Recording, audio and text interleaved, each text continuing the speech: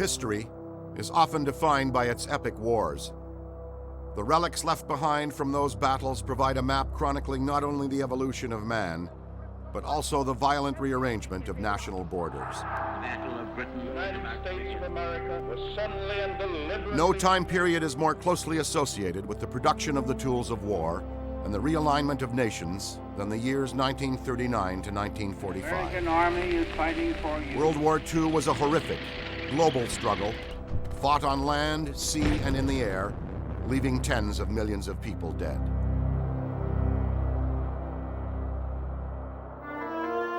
Decades have passed since the end of the Second World War, but the question of what future generations will take away from history's most destructive conflict remains. What do the relics of the war say to us today? How will they be interpreted 100 years from now? What do the people who once wore these uniforms and clothing as combatants, victims, and survivors want us to know about their own personal role in World War II? There is a place for those who desire to find answers to these questions. The journey leads to a location that offers a very personal understanding of the true impact of the Second World War. In this setting, people come to reach out and touch history, interacting with leaders and generals, heroes and villains, soldiers and victims.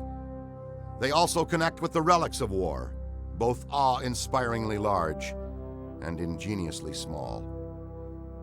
More than 6,000 original World War II artifacts are on display here, with no political correctness or agenda present. Based on the objects alone, visitors are encouraged to come away from this place with their own view of the true reality of World War II. Not how we see it today, but in the context of the 30s and 40s, when the anxiety of a world at war was all too real. This is a jewel, this collection of World War II memorabilia. I actually think what I saw here today is unbelievable. I never knew it existed. It's important that everybody know what freedom is and how it's acquired. They say freedom isn't free. It's costly.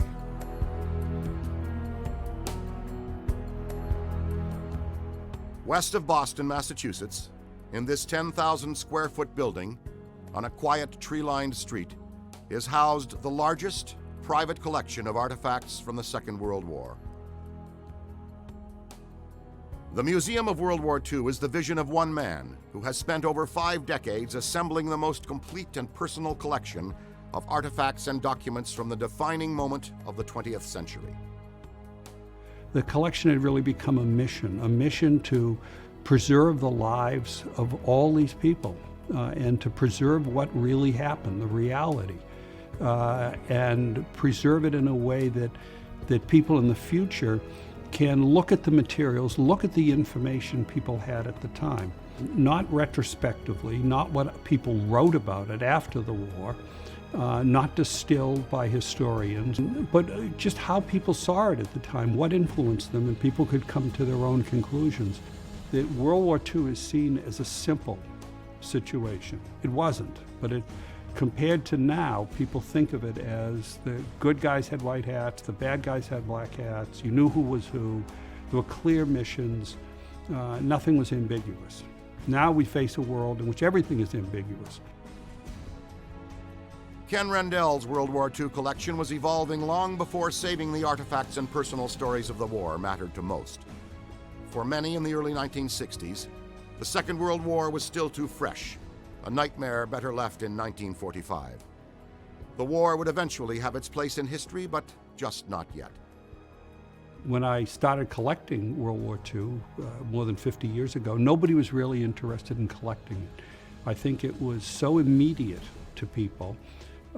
They knew people who had died. There were a lot of people who were wounded. I think it was just too immediate for people to think of saving it. There is no point of view in this museum. There's no political point of view. It's not anti-war. It doesn't glorify war. I present everything as it really was. And for that reason, people can take away very different experience from here. And the time has come when every citizen must declare himself American or traitor. The first bullet fired in World War II came as the result of a signature on a document officially ending another horrific war 20 years earlier. The National Socialist Party was born out of the Treaty of Versailles in 1919, dictating terms of Germany's surrender following World War I. A corporal in that war named Adolf Hitler saw an opportunity. For the German people, the end of World War I was disastrous. You had numerous political parties, you had total turmoil. The currency was inflated staggeringly. The German military considered the end of World War I as a timeout. This was just a breathing spell for rest and relaxation and get ready for the next one. From my view, it's very important to see that lead up, because that leads into the rise of Nazism. Nazism just didn't spring from nothing. Nazism came from the crushing situation at the end of World War I. Sie wollte eine wahrhaftige Weltanschauungspartei sein. Und zweitens, sie wollte kompromisslos die einzige Macht. Irmgard Schmid witnessed the rise of Nazism as a child growing up in Germany. I was in third grade in school, in a school where uniformed men came to our school and put up posters of inscribed posters saying, "Die Juden sind unser Unglück," meaning the Jews are our downfall. I had information coming from all sides. There were the posters, there were the soldiers coming in and saying Germany is the greatest, the best, the finest, and our beloved Führer Adolf Hitler, unser heißgeliebter Führer, stuff like that. In America, people would fall off their chairs screaming with laughter if we had to call any of our leaders hotly beloved.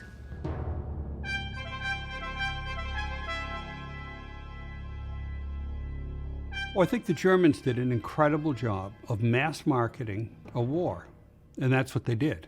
Everything was staged. Hitler was extremely aware of the importance of his image. He designed the Nazi flag. The banners were every place. The colors were very vibrant. The swastika actually is a very old symbol. American Indians used it. All kinds of cultures used the swastika. Hitler put the swastika on edge. He turned it because it was upsetting to look at the swastika on edge. He had an incredibly good sense of how to market a war.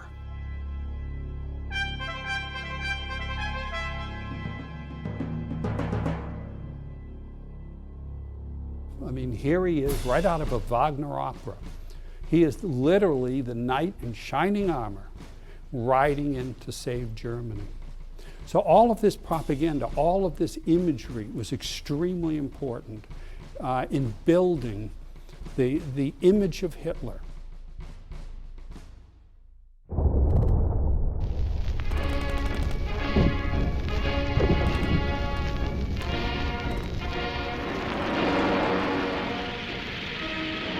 On September 1st, 1939, German armies drove their way into Poland, signaling the start of World War II. The museum's collection, broken down into over 30 sections, begins its pursuit of preserving the reality of the war with Germany's Blitzkrieg, or lightning war, into Eastern Europe, the emphasis on the awe-inspiring power behind Nazi war production in the early days of the fight.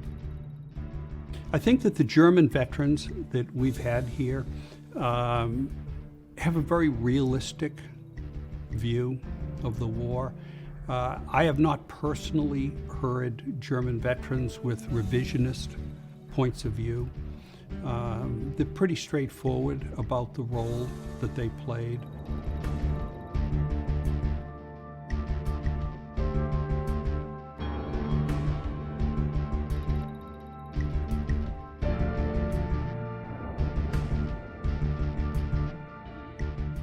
If there's one thing that won World War II, what was it?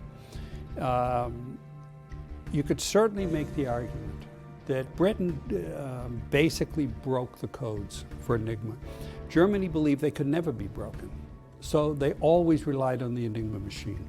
They were certain that it was infallible, but Britain, a year into the war, was reading everything.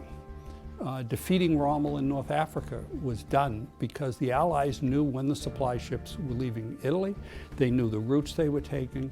The Battle of the Atlantic hinged on this four-rotor machine.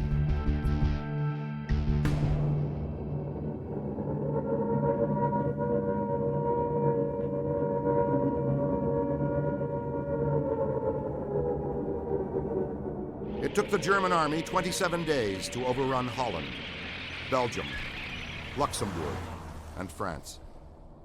In the summer of 1940, all that stood between the Nazis and the complete conquest of Europe was England. On July 10th, the German Luftwaffe began bombing British cities. The Battle of Britain was underway. Churchill comes in when Germany invades France. Then you have the Battle of Britain, in which Britain barely survived. One is not really the way to term it. They barely survived it. Watch out for hostile planes approaching from the southwest. The British met the challenge by throwing in everything they had. We had to carry gas masks all the time. He forgot what it meant to have a night's sleep. I was absolutely fascinated with what motivated the British people to fight. Hitler didn't want to fight with them. Hitler had appealed to them. What motivated them? Churchill did. Upon this battle depends the survival of Christian civilization. The Battle of Britain is about to begin. Hitler knows that he will have to break us in this island or lose the war. And my mother said she can remember so clearly the night they bombed Coventry.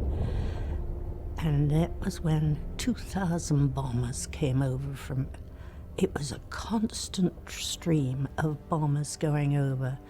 And of course, in the morning, there was nothing left. There was not a stone upon a stone left in Coventry.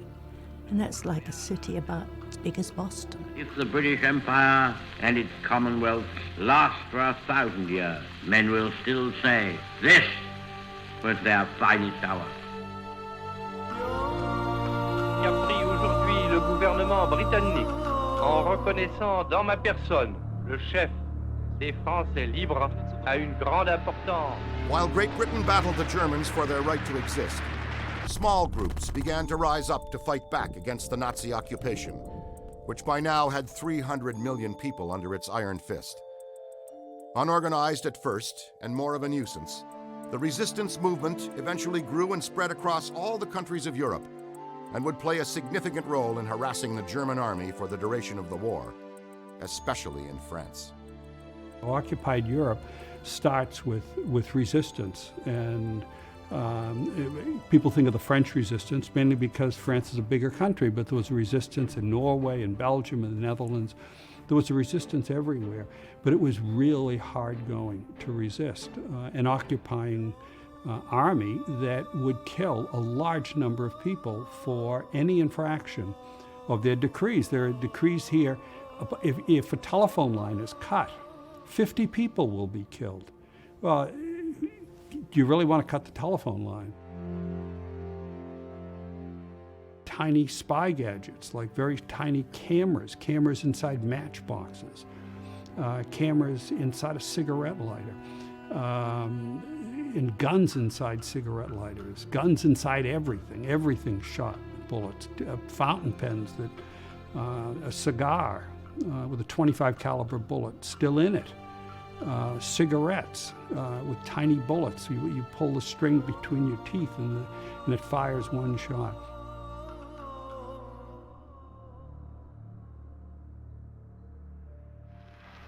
Nachdem man das ablehnte, habe ich allerdings dann keinen halben Entschluss mehr gefasst. Hier bin ich Nationalsozialist. As soon as he assumed the title of Chancellor of Germany in 1933, Adolf Hitler began planning for the future of his 1,000-year Reich. Step one was eliminating those he felt were responsible for Germany's financial and moral ruin following World War I. At the top of Hitler's list were the Jews. The disabled, gypsies, homosexuals, and other non-designated Aryans would also be marked for deportation to the concentration camps or just methodically murdered where they lived. By the time World War II began in 1939, Hitler's killing factories and roving death squads had already exterminated thousands across Europe. That number would be in the millions by the end of the war. There were all kinds of Hitler youths and SS men, SR men, having a bonfire in the street behind the church. Opposite the church was a synagogue, and it was, all the doors were boarded up, and the Jews had sort of disappeared. There were none in our school anymore, no Jewish school children, and they were, by that time, wearing yellow stars. This area was designed to be very claustrophobic, to be very in your face. When you come into this area, the first thing that you are right up close to are these SS soldiers. And these are concentration camp guards. And their outfits, their uniforms were designed to threaten people. They're really a propaganda statement. The skull and crossbones on the top, the black uniform, the jodhpurs, very crisp looking, the red armbands. They're very shocking, and it was a really clear statement. When these people knocked on your door, it was over.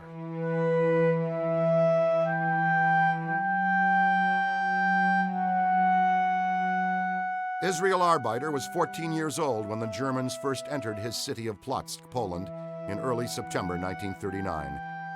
One of 5 boys, his only crime was that he was Jewish. First came the German army, then the SS and Gestapo. And people started to disappear.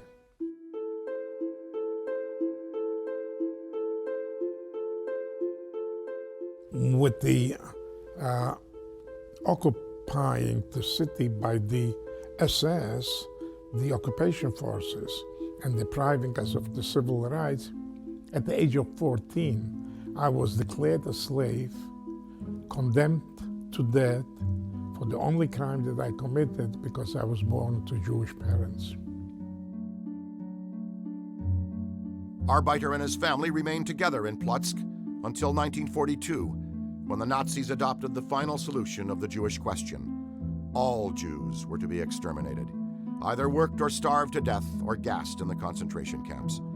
We were ordered out from our homes, leave everything there, assemble in the marketplace where a selection took place. The young and those that were capable to work were taken on one side, the very young and the elderly selected on the other side. We were, myself and 2 of my brothers, were selected among the young ones to go to work. My parents, my father, my mother, and my 7-year-old brother were sent to a death camp to Treblinka, and they were murdered by gassing and cremated. That was the most horrible day of my life, which is still with me. Seeing my parents for the very last time, knowing that I won't see them anymore. Arbeiter, younger and stronger than most of his fellow Jews, survived 2 more years at a forced labor facility. In 1944, as the Russians moved west, the Polish teenager was given a one-way ticket in an overcrowded, wretched-smelling cattle car to the most infamous of all the Nazi death camps. There was absolutely no doubt in his mind he would die there. We arrived, I remember, early in the morning, and we could see inside people with the striped uniforms. And now we knew that this is Auschwitz. There was a selection by the infamous Dr. Mengele, who, with the movement with the point of one finger, decided who was to live and who was to die. So that again, there were two columns, that those, in his opinion, are capable to work, and the others went one direction, and we went the other direction. We never saw the people that were in the other column again. You're in Auschwitz now, and the only way out of here is through the chimneys. 18,651. See, they had in Auschwitz, they went to 200,000. Thus, these were the numbers only of people that went into the camp. The people that were killed didn't get any numbers. And Auschwitz was the only camp that they gave numbers. To know that such a place ever existed on this planet, operated by human beings, by a government, the atrocities what took place there is just unbelievable and cannot be described. And when they have little kids between 5 and 10 years old that were walking, they made them walk, from the selection area to the guest chambers area. And when they closed the door of the guest chambers, and you hear those little kids banging on the walls, on the doors, screaming, yelling for their mothers, to no avail.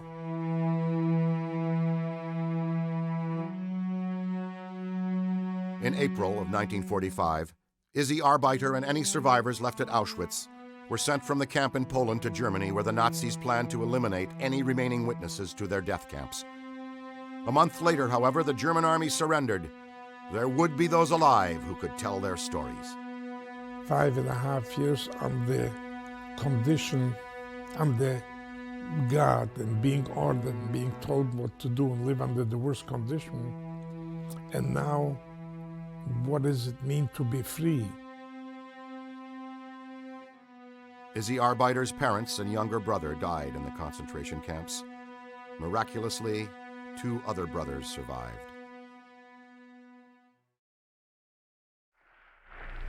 No matter how long it may take us, the American people in their righteous might will win through to absolute victory. We were on the Atlantic at Norfolk when the war was declared, and we went from peacetime on December 6th to wartime on December 7th.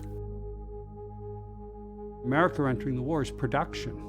That's the tank, all the guns, but all the propaganda, the home front, the situation in America, Pearl Harbor, and America comes into it. The Tank Convoy heads for the Tunisian front. This vehicle and thousands of others just like it were determining what happened. The largeness of the tank and the space that it's in overwhelms people. They're not seeing it out in the field. They're getting a sense of just how big it is and how menacing it is, and the sense of what happened in war. I mean, that war became these kind of vehicles, and people don't think of that, or they think of seeing a tank at a distance. So the tank has been enormously effective. I never cease to be satisfied when I walk around the corner and people just can't believe it. They can't believe how big it is, how evil it is, the armor plating, the reality. The instruments of war for an American medic in World War II consisted of bandages, morphine, scissors, and a helmet marked with 4 large red crosses. I went to basic, and they said, "Here, you're going to be a medic." No choice whatsoever. And during basic, we had half a day of medical training, the other half was infantry training. The museum is full of ghosts, the ghosts of all these people who created and used all these things are kept alive.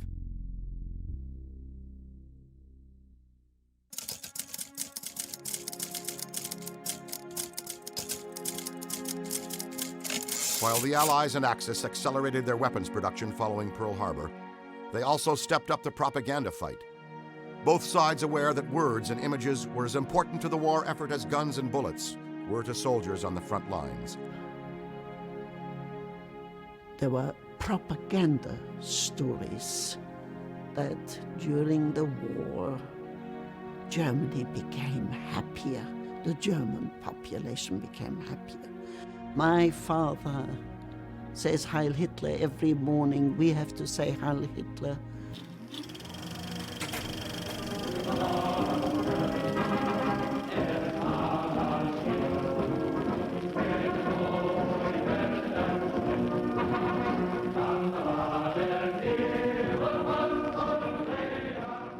The Museum of World War II's propaganda collection is one of the most complete in the world, and no government in history waged the public relations fight any better than the Nazis. The images were incredible. I mean, you see right here the basic images that were driving Germany in the 1930s. You've got the beautiful young blonde woman, and then you have the guy. And underneath it just says, "And you?" ?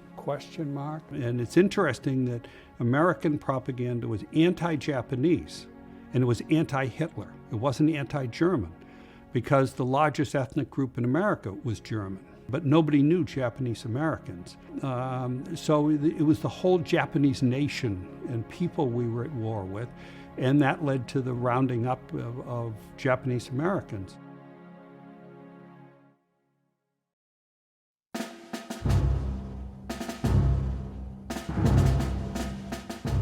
Thanks to the propaganda machine, Allied and Axis generals became household names during World War II.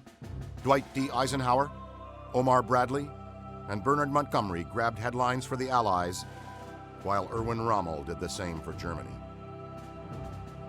One general, however, stood out from the rest. George Patton was loud, arrogant, and often in trouble with Eisenhower. But he was also America's most aggressive and successful ground leader in the war, and feared by the Germans. I had the opportunity one day to go in and fix General Patton's trailer. So I got a chance to speak to him. He just wanted to know if everybody was okay, and the food was good. And I said, well, you know, K rations are K rations, so at least we fill our bellies, and we managed to get along.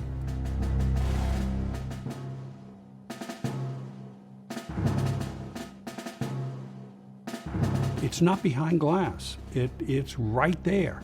And I think it increases the reality.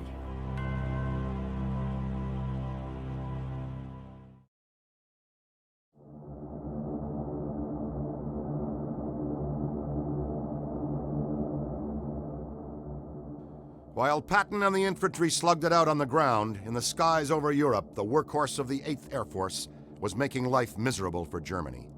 Aboard a B-17 Flying Fortress, 21-year-old captain and lead bomber pilot Richard Dinning was completing his 33rd trip over Europe.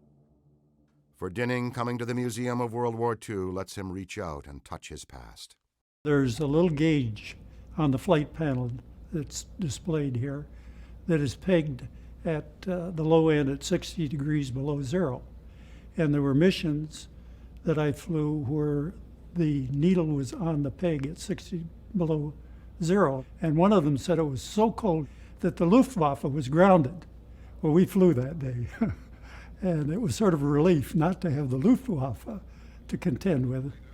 543 Allied planes tried to blast the enemy out of the town with a load of 1,144 tons of bombs.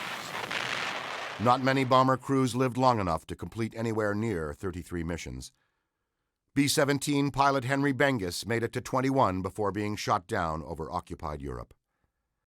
Then we heard the famous words in World War II for every captured airman, For you, the war is over.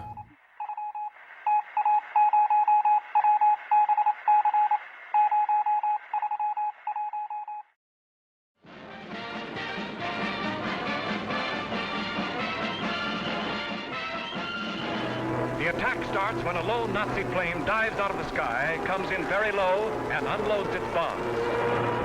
In North Africa in 1942, the British were slugging it out in the desert with Field Marshal Erwin Rommel's Afrika Korps. England's most famous general, the egocentric Bernard Law Montgomery, was able to turn back Rommel's once unstoppable Panzer Army at El Alamein, and in the process become a legend to a hero-starved British nation. In November 1942, the Americans joined the fight against Rommel with the launch of Operation Torch, the first joint attack planned by the U.S. Army and British. By May 1943, Torch had contributed to the destruction of the Afrika Korps. The British Eighth Army, represented here by a really typical soldier, dressed completely differently. You know, shorts, it was very hot. The pith helmets, there's one here, there's this guy has a pith helmet on. You were in the desert. It was a totally different kind of experience. And the Afrika Korps under Rommel was equipped for this. Lots of equipment didn't work in North Africa because of the sand. This is Bernard Montgomery. This is his beret that he wore during the African campaign, and this is how he looked. This is the mannequins in the museum of real people are the actual size, the weight, and in all of these cases, it's been very interesting that I had the children of these people pick out their eyes, and David Montgomery picked out his father's eyes.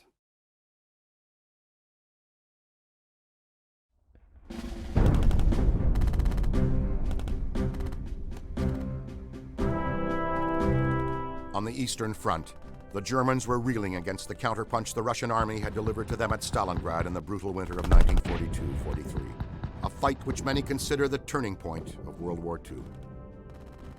Germany was no longer on the offensive in the Soviet Union as they had been since 1941's Operation Barbarossa.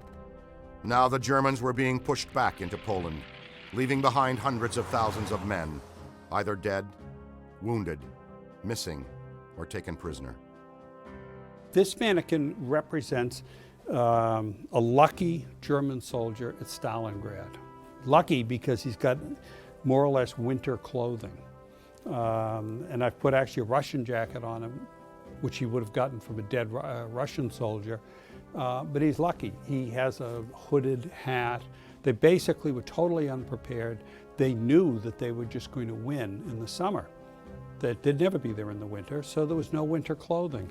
And he's very fortunate. He's got large boots. Far more typical was anything that they could get to wear. And boots were actually made by the Germans out of rope. That's what these are.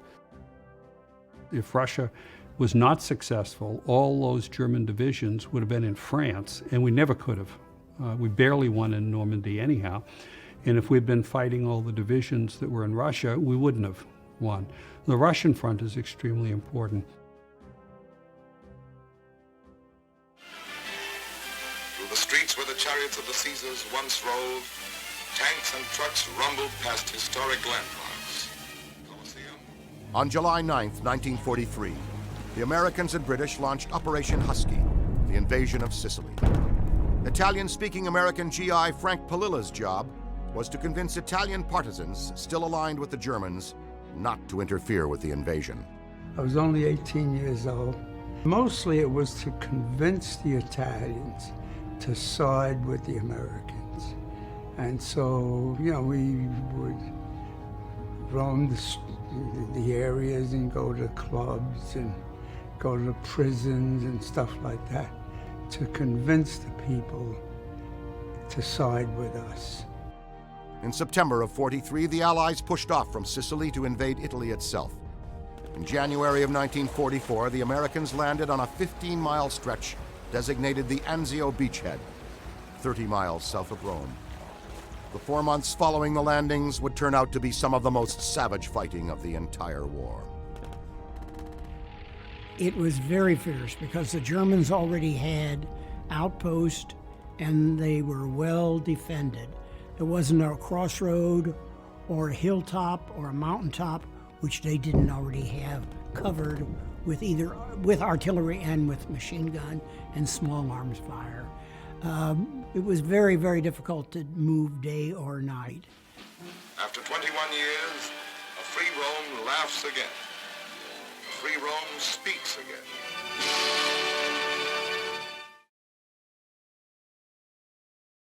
Backing up the mightiest invasion by air, 4,000 ships, combat and landing craft land hundreds of thousands of British, Canadians, and Yanks on Hitler's doorstep. Shock troops move in for the beach assault.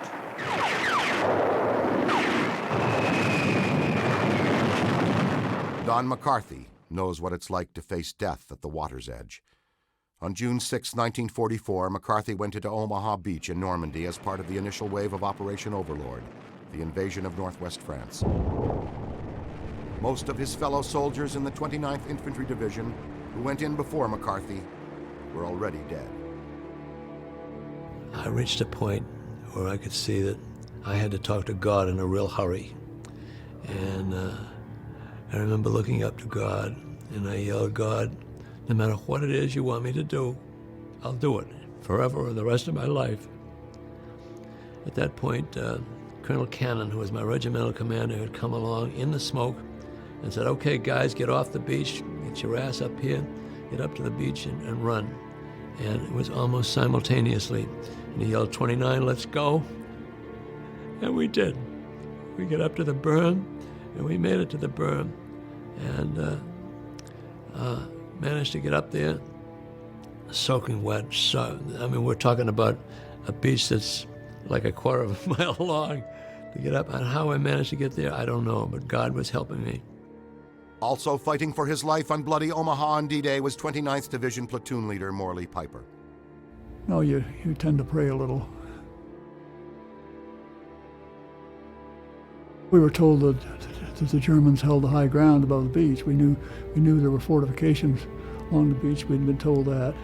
We didn't know exactly how bad it would be, but we expected it. We were told that a lot of us wouldn't be back. We started to hear bullets on the side of the boat, so we knew then what it was going to be like when the ramp went down. When the ramp went down and we started coming in, I think organization kind of went up in smoke. Everybody was running around with survival on their minds more than anything else. It was pretty hard to form any kind of a cohesive attack plan at that point.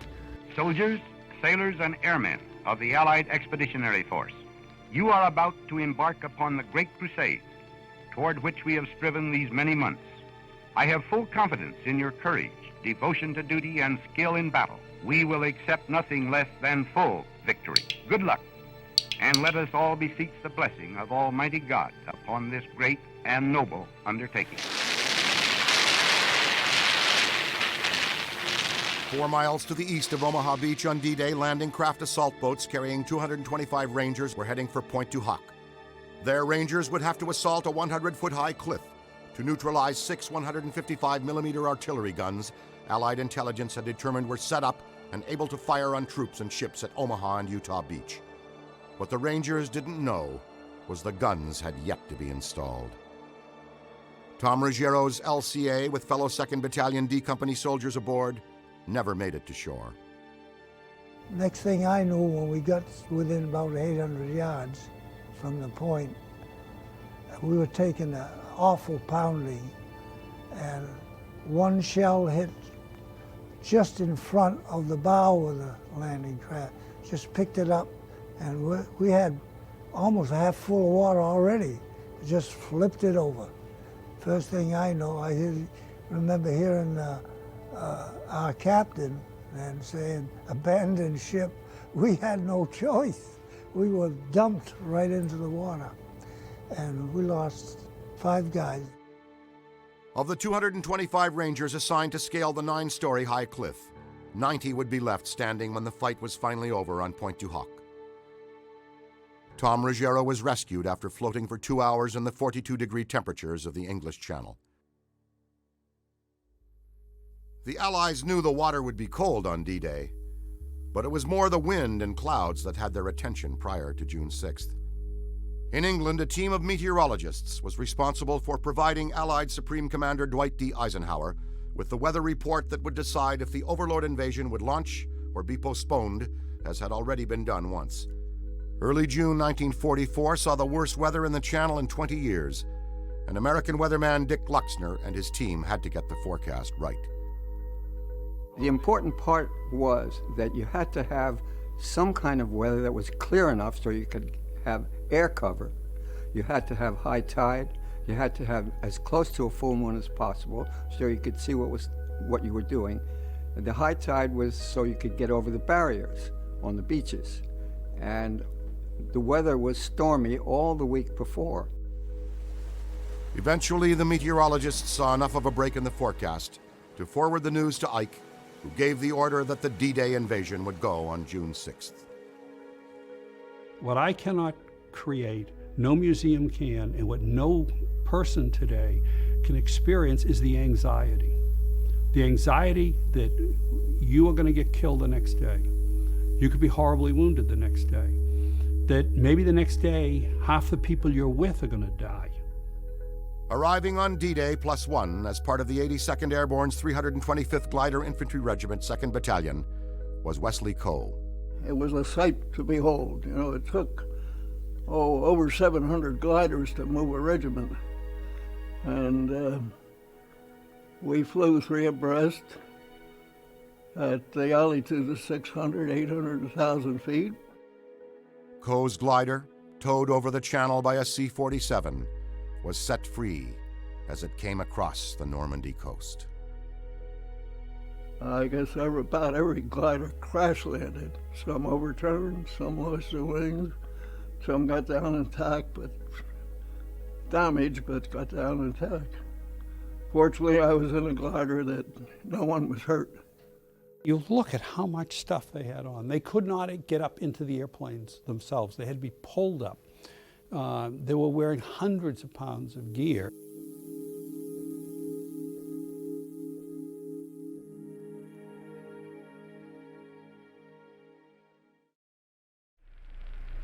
There is no blinking at the fact that our people, our territory, and our interests are in grave danger. Then the Pacific War, and that's the difficulty of running, because it was parallel in terms of time, but since it was such a totally separate, troops didn't go from one area to another. The troops for the Pacific were the troops for the Pacific. It was a totally different war. And that war, fought on islands most Americans couldn't find on a map, was run by the Allied Supreme Commander in the Pacific, a general who was many things, including aloof, courageous, controversial, and brilliant. He required the highest kind of work ethic and creativity too, if that was ever in the books. I don't ever recall him making a personal remark to me that indicated I was the only woman on his staff or anything of that kind. Collecting the Japanese part of the museum has been the most difficult. The collection of Japanese posters is the biggest display of Japanese posters anyplace, and it consists of about 12. Americans, they didn't want any souvenirs from the Japanese. The Japanese were so brutal, they didn't want any connection. But if they did take anything, it was a silk flag, because Americans landed on these godforsaken islands in a landing craft with a backpack, and they left. But some of them took things that they took out of the backpacks of Japanese soldiers, pictures of families. And that was the reality. This is the landing right here. On Iwo Jima in March of 1945, Sammy Bernstein witnessed that, after he was told the island was secured and the fighting over. Monday morning at 4 o'clock in the morning, 26th of March, 1945. 250 Japanese came out of the ground on a banzai. The banzai means they come out about 4 o'clock in the morning and they will commit hara-kiri, when the sun comes up. They will die, kill themselves. The theory is that they're to take 10 Marines with them before they die. And they're fanatics now. They're going to die anyway. Arthur Erdman, my senior, got up and said, "Sam, you stay with the gun. You can't leave the gun alone in the foxhole. I'll go out and see what's going on." He didn't move about 10 feet away. He was hit with a saber by a Jap. I put the 2 cartridges into my rifle, M1, fired twice. I hit him, but he kept coming and fell on top of me. And I had to use a K-bar. But I really didn't know what I was doing. But I fought him off, and I survived, here by the grace of God.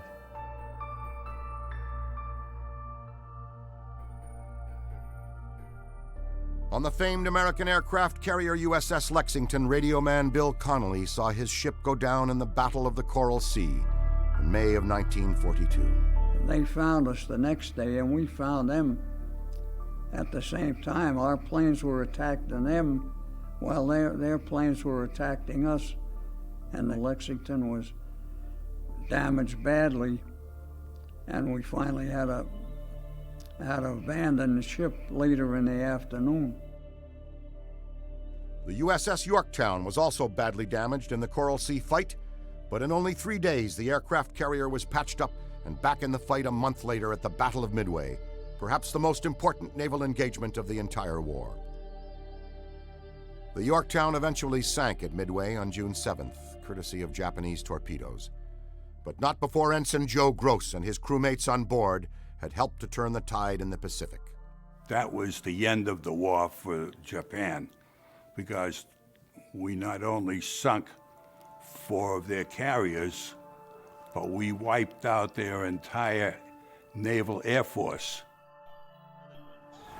The home of freedom is once again the home of free men, and the victorious end of the Battle of Europe is at hand.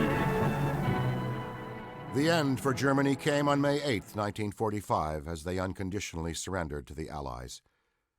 Hitler was already dead, committing suicide on April 30th on a sofa inside his bunker in Berlin as the Russian army advanced. World War II in Europe was finally over after almost 6 years. Left behind was death and total destruction.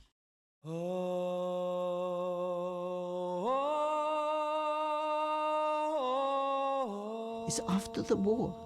Nobody had any memory anymore. They didn't know what had happened to the Jews. They didn't believe the concentration camps. They denied everything. They were never in the Nazi party. People ask me, how did you survive? There's no answer.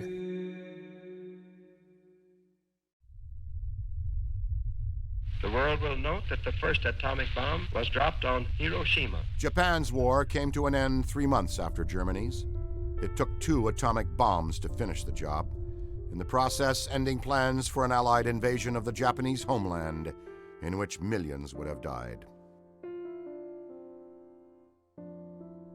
Almost 6 years to the day Germany invaded Poland to start World War II, Japan's unconditional surrender marked the end of a global conflict that had left between 50 and 70 million people dead. Hundreds of thousands of others were wounded and crippled, and millions more displaced and homeless. The capitals of the Axis, Tokyo and Berlin, lay in ruins. It was devastated. There was nothing standing. All that was left was to assign the blame. That process began to play out in Germany in November of 1945 as the Nuremberg trials got underway.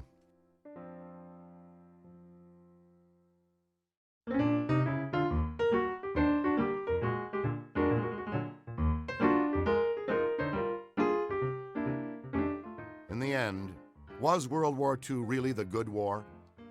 Will we always look back on the cause and see it as just? Do the artifacts that remain today in this museum influence us in any way in how we perceive man's most epic and horrific fight? We were fighting for one cause, to get rid of somebody that was doing a lot of harm in the world.